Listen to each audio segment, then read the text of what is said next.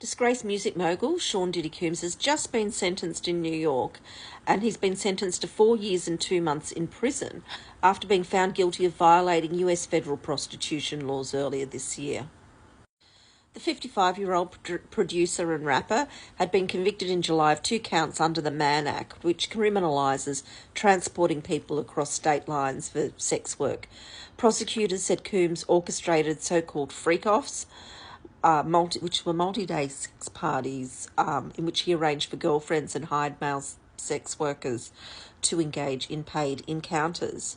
The US judge said a lengthy sentence was essential, stressing that he was unconvinced Coombs would not reoffend.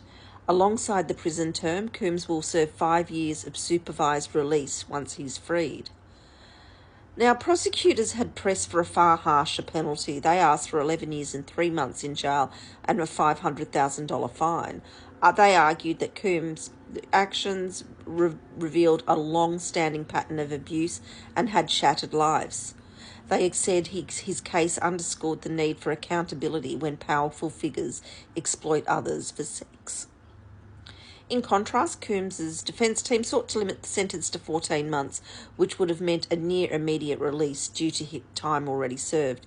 His lawyers claimed he had already suffered greatly from reputational ruin, public humiliation and professional downfall.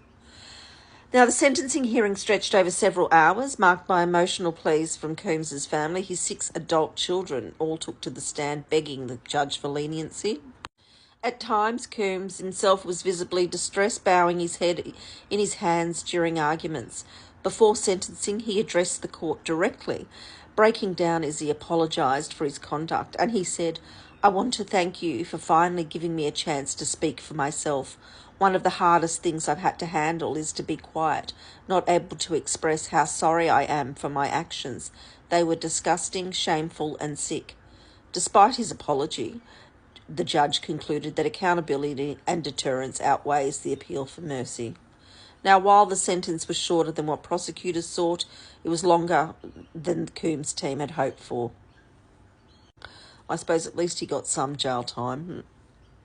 In his trial earlier this year, he was also found not guilty on a number of charges, which would have given him far greater jail time, and that was he was acquitted of a racketeering conspiracy charge, and he's also found not guilty of sex trafficking charges, which relating to allegations involving his ex-girlfriends.